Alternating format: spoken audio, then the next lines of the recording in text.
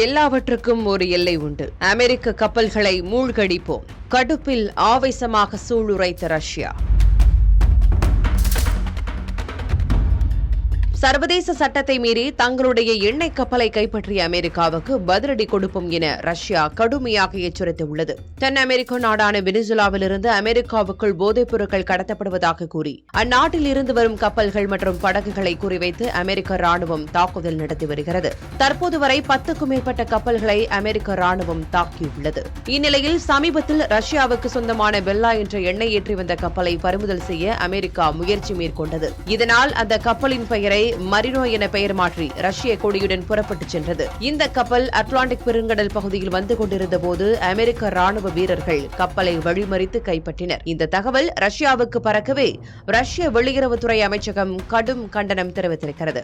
இதுகுறித்து ரஷ்ய வெளியுறவுத்துறை அமைச்சகம் வெளியிட்டுள்ள பதிவில், அமெரிக்காவின் இந்த செயல் சர்வதேச கடல் சட்டத்தை மீறும் செயல் என்றும், இதே நிலை மீண்டும் தொடர்ந்தால் அவர்களது கப்பல்களை மூழ்கடித்து விடுவோம். ரஷ்யாவின் அணு ஆயுத கொள்கைப்படி பதிலடி கொடுக்க தயாராக இருக்கிறோம் என குறிப்பிட்டுள்ளது.